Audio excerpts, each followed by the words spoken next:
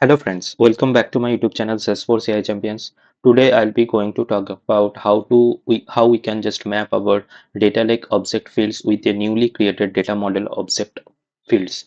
So in the last session I have shown like how we can just create a new data stream, and animal home, this is the data stream that we created the last time, and the current status of the data stream is active and the last run status is success.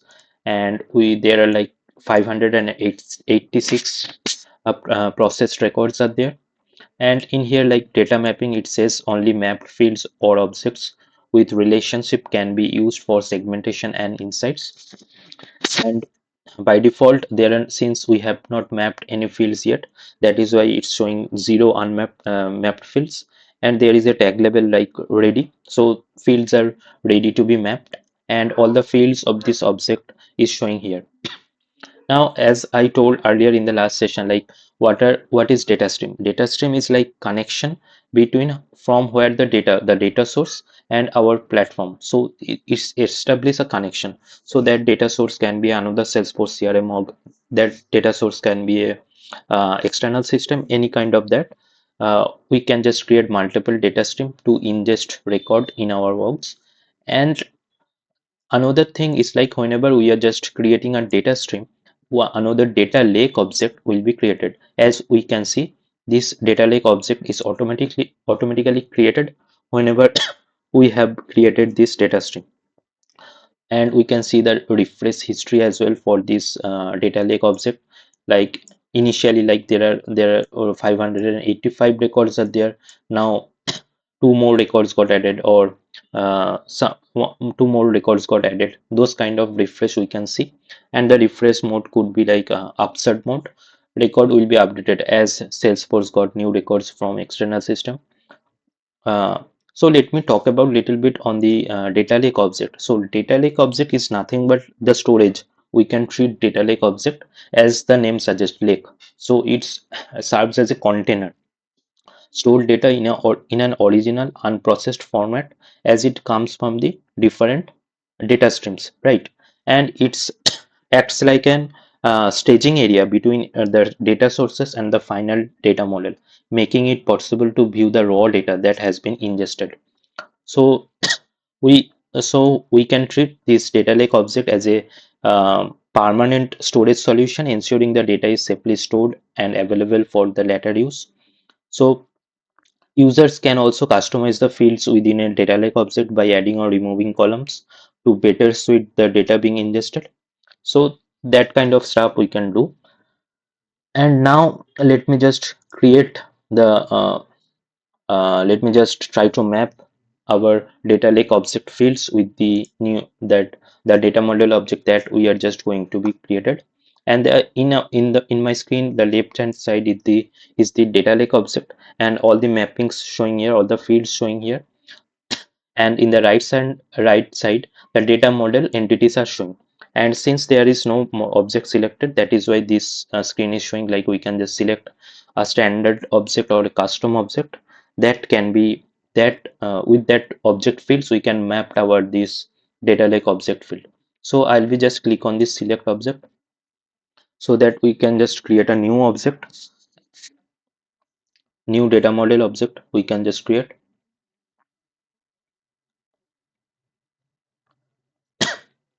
So there are like features of the data model is like same as like uh, logical data structure for analysis and segmentation. And a data model object is like more harmonized structure, as like different, that is different from the data lake object. In data lake, all the data like original format, unprocessed format, the raw data in we will get in the data lake object. But in the on the other hand, in the data model we will be get all the structured data. And we can perform like segmentation, identity resolution, is there any duplicate records are there or not. Those kind of stuffs can be done in the model object.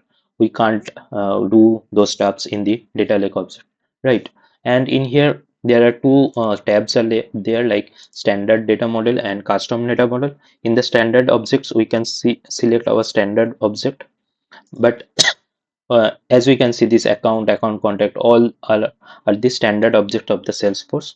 We can map with the standard objects as well, but for today's demo I'll be just creating a new custom object. So on clicking on this new custom object action button, we can just create a new custom object, and we can see this is the object label. This is the object API name, animal home. We can keep it same, and the object category as other. And there are three types of profile category, like profile, engagement, and other. And we can see all the fields are there available. We these fields are good to be created in that data model as well. So I'll be just click on the save.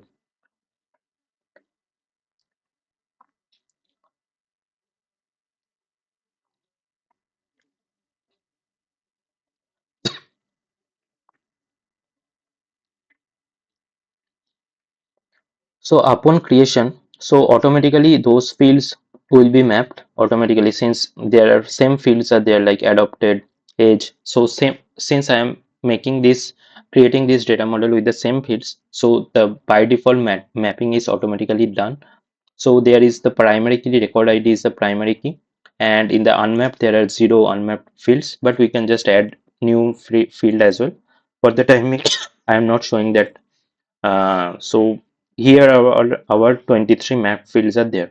So this is how we can just simply create a new data model entity, and we can just map our records. I will be just click on save and close. Now from from the data stream, we can see that uh, there are like field mapped, like 26 field got mapped out of 27. And if I just click on review, we can just see all the mapped fields as well. I'm clicking on save and close. And another thing from the data model, so one data model object that we created, we can see under this data model. So this animal home got created,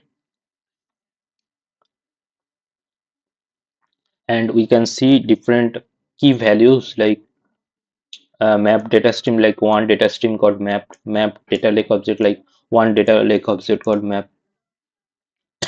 Those kind of information we'll get from this data model object record.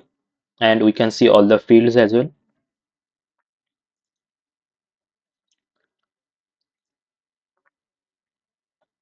So this is how we can just create and map data stream data lake object fields with the data model.